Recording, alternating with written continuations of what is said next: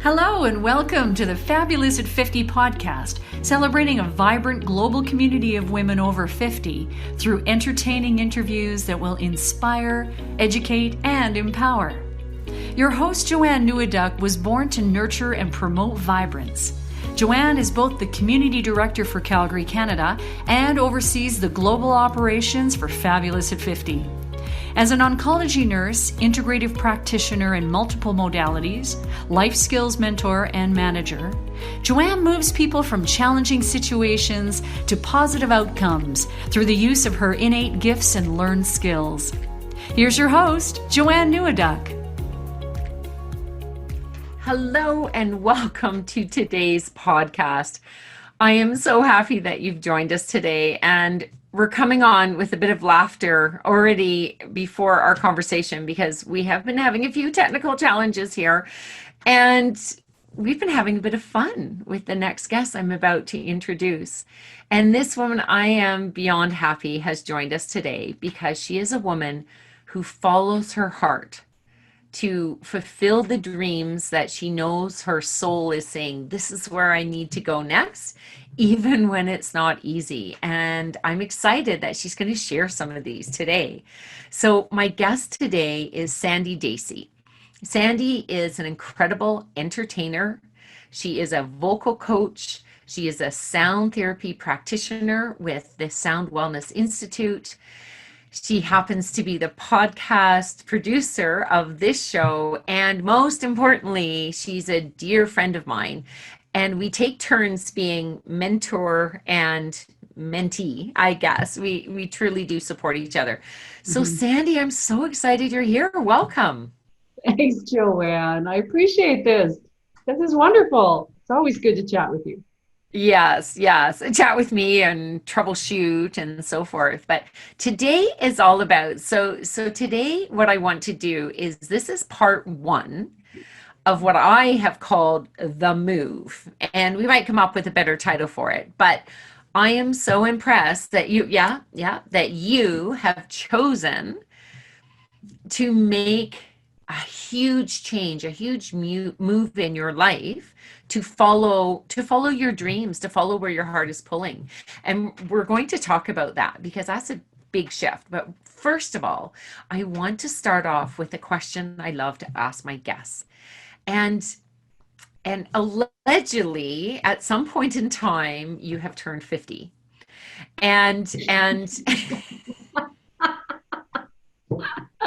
it's kind of a monumentous change in life. It's one of those milestones that, when we hit, I think when we're little, I think even hitting like 7 is amazing. And, and I think 18 and 21 are big years, 30 and 40 we start to go on the decades. When we hit 50, I find that a lot of women do soul searching and make a shift in their life or reevaluate where they are in life and where they want to go. And hence the fabulous at 50. And that's what we're choosing about. How do we choose to have fabulous in our life now and beyond? So my question to you right now is, how did you celebrate your 50th year around this earth of ours? Well, first, there was some parties. There was a few parties. Yay! And, I had a big one with my band that I was with at the time, Fun in the Front Seat, and it was affectionately coined as Sandy Palooza. So that was excellent. So we actually were doing a show at Casino Calgary, and then turned it into a big party for your party. Awesome. 5-0. And then there was another backyard party where a bunch of musicians and friends gathered. So it was fantastic.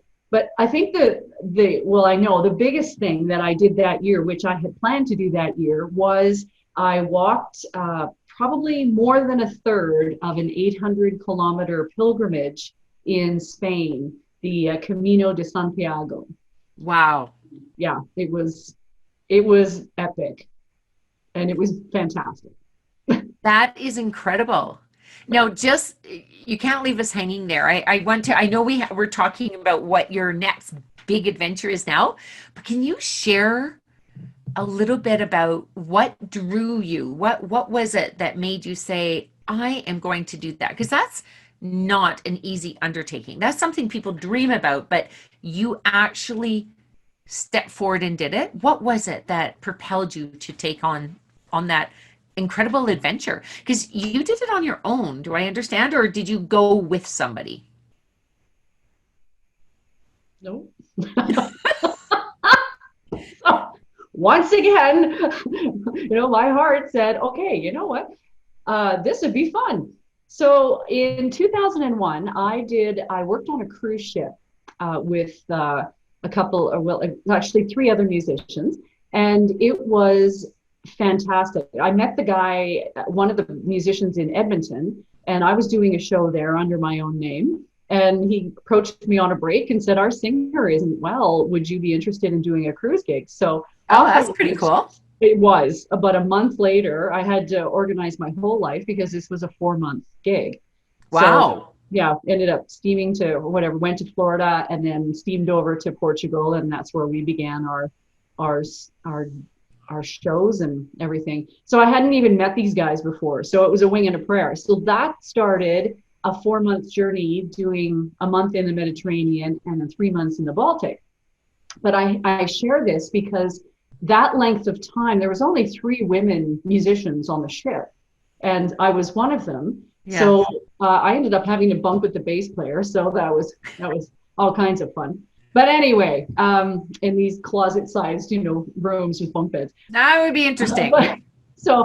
But the other women, I got to know them really quite well during the time, the other musicians. So one of them gifted me, I had a birthday on the ship, and they gifted me with the book, The Camino by Shirley MacLaine.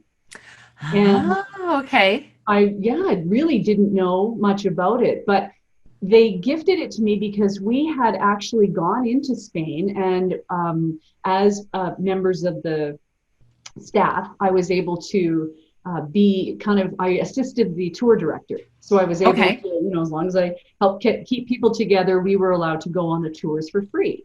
So fantastic. I ended up going to the Compostela de Santiago, which is St. James Cathedral.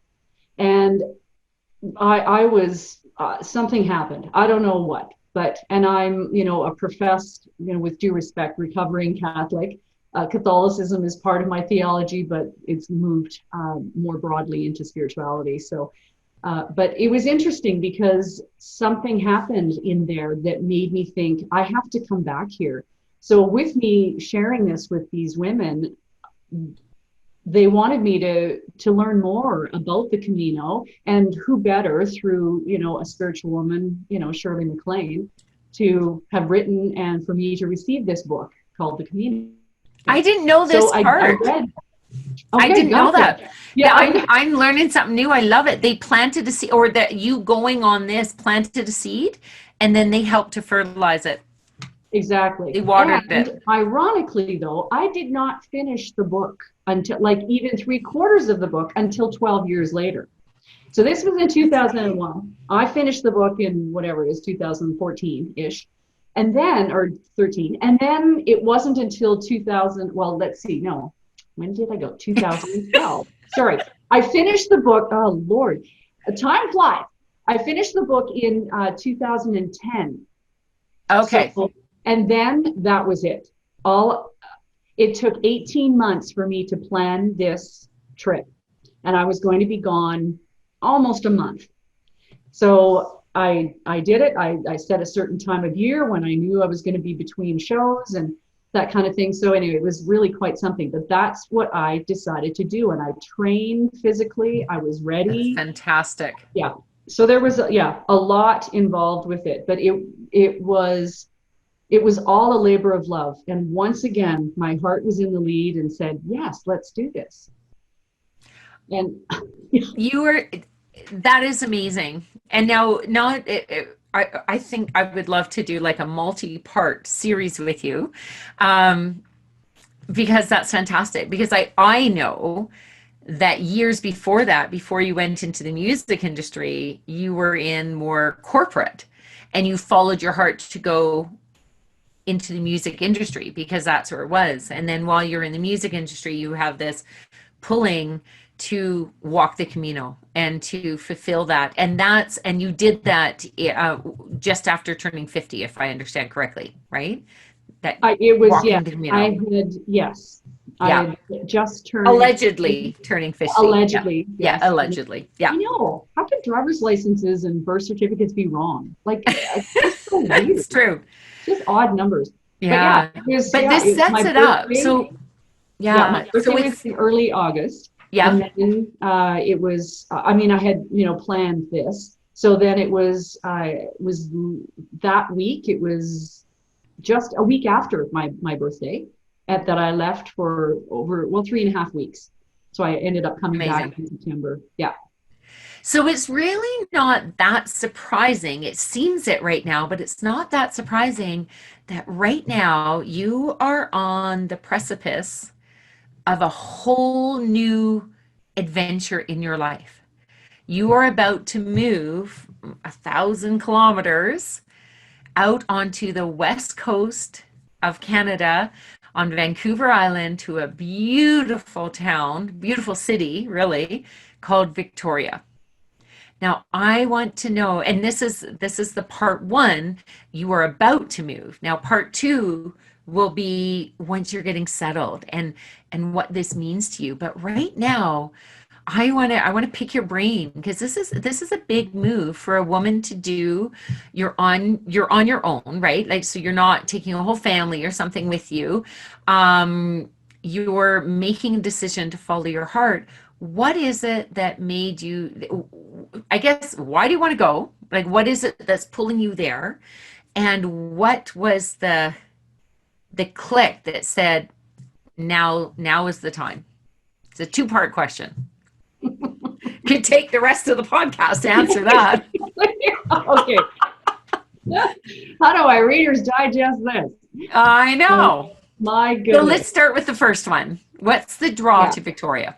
Well, over the last 3 years, I've been working with a friend's son just to help him in the community to use his voice more. So he's special needs and is a young adult now. So, but I had worked with him for about 3 years before they moved 3 years ago. Oh, so, they lived here? Yes. Okay. In Calgary, in Redwood Meadows area. So it was just wonderful to connect with him and to find ways to help him communicate more in the community, as well as gain a trust with me and just help him use his voice more. So beautiful. We've had great fun with that. So when they moved, they had funding to be able to bring me out to Victoria from Calgary about, 7 or 8 times. So while I was there, I kind of fell in love with it. And it's a beautiful place. So I just started to feel a draw. And while I've been traveling out there over the last 3 years, there have been several really good friends that have felt the pull to go there as well. Okay. So now I have an infrastructure of really conscious, soulful, beautiful, resourceful beings that are there. And beautiful. It's not because I felt the need to follow. It's actually my own heart and soul's. Yeah. I'm answering the phone is what I call that. It's kind of like, the phone rang and I answered it, and this is what I need to do right now. It sounds more like this was the dream that you wanted, and then it's the bonus, like, oh my gosh, like my friends are headed there, and because it does make a huge difference when we have a sense of community, no matter where we are. So going to a city where there's a bit of an anchor there to start is fantastic. Exactly. So the part two of that question is, why now? I know that you and I have actually talked about this off and on for 3 years. What made you decide this year, now's the time? Is there something that clicked? Yeah, I had a really clarifying conversation with a very sage woman in my life. And it was really interesting. And really, at the end of the day, it came down to the universe will conspire to support you with whichever decision you make. So I thought about it, and within a day, I made a decision to stay for another year. I remember And that. then somehow, and things started to conspire for me to stay here for another year. Yeah. So it was within 48 hours that I continued to have some conversations with a couple of other very wise people in my life. And it hit me that there was a voice behind my logistical, beautiful brain, that it was the voice of my heart. Mm-hmm. And it was almost a whisper, which is why I couldn't hear it, because all I could think of was a lot of the planning and things. All the logistics, all the to-dos. Yeah. Finances more than anything, right? Of course. There's a lot of things that I'm planning differently at this point in my life. So I ended up getting to the point where I reversed my decision within 48 hours. And my heart came through and just said, it's time. That's all. Beautiful. And so I'm grateful that I've evolved and had the awareness to be able to really hear it. Because like you had mentioned, the last time I followed my heart in a huge life-changing way was when I got into the music business it was 1990. Awesome. And when you did that walk on the Camino, while you've been doing this, I did a little research. And give me a moment. I'm going to share something here. Oh, okay. Let's see if I can do this properly. Here we are. Can you see these? These are pictures of you just after you have walked the Camino, correct? Yeah. One is standing on the podium or in this town, kind of like, yay, I am here. And the other one, I think the caption says, the first feminine clothes in 2 weeks. You're just hanging on this light pole, leaning, and you just look so relaxed. Like, I can conquer the world. I can fulfill my dreams. It's beautiful. Yes, thank you, Joanne. Yeah, it was about 350 kilometers that I walked in total. And there was a couple of, I call them my Italian angels. Oh my goodness. They were, beautiful. Yeah. We made the first day and walked together. We kept choosing each other every day. So but it's wonderful just to have people to walk with. Right. It's beautiful. And that's why you followed your heart when you went into the music business. You followed your heart when you went into that great adventure of walking the Camino. And I know you've had many other different types of adventures, but these ones are really big ones. And so now it was a matter of trusting your heart again, because it hasn't led you astray. And obviously the logistics have to come into place. But if I hear you correctly, what you're saying is that when you, instead of waffling, when you finally said, this is what I'm doing, all of those logistics fell into place, right? The people that needed to help you stepped up, and you were open to receiving. And that's another thing that, of course, that I talk about a lot, is women often generously give, and our lives I know my life truly transformed when I learned how to graciously receive, because then and then you're giving a gift back. I know I've been over to your house to come, and we had dinner together and we did some packing together. And that was, you felt the gift of me coming over and helping you, but I had the gift of having your time and knowing I'd supported you. So I love that you're falling into that energy and taking this grand adventure. Now, now that we know where you're going, and we know why you felt that pull right now, I would love to just tap base on, how are you feeling about it right now? Or is there something that you're saying, like, what will this fulfill in you by making this change? Is there something you're looking for once you get out there? Continued alignment. Okay. It's really, very simple. And I also have, even just recently, the last few years, have developed a skill set. And school came in because I was actually driving a smaller school bus for special needs children in wheelchairs. So the skill set that I developed there, right from a class 4 driver's license into first aid and CPR and a lot of other wheelchair securement and driving a school bus, it was incredible. And I know that that's going to transfer into the next phase as I, higher and kind of adapt and acclimatize. Yeah. And I know that you're leaving a band that you've been playing with quite regularly. Right. And you've been doing, and even with all the world upside down and we're not allowed to be having, concerts and so forth, that you guys came up with some pretty innovative ways of doing like backyard and driveway concerts. One happening to be in my not my backyard, but my driveway. And my neighbors loved it. They were so excited about it. And so I can only imagine that not long after you've been in Victoria, that the stars will align. I am sure you're going to be a lead singer in a band again once you get out there and sharing your music with all those who adore you. No, thank you. You're welcome. It's interesting, and it's really important that I share that I'm not leaving. I have spent other than being on the road and touring and that kind of thing, I have spent all but 4 years of my life as Calgary being my home. Yeah. So I'm not leaving, I'm expanding. Oh, that's awesome. I love that. It's like what you would do in any business, right? You're just I'm expanding into new territory, because I could never say that I'm leaving Calgary. I just can't. Yep. I have nurtured and been gifted by so many beautiful friendships. And I've learned so much. I mean, I met you, gosh. Thank you. Thank you. And you've opened up a whole other world to me and helped me expand and grow. So wonderful.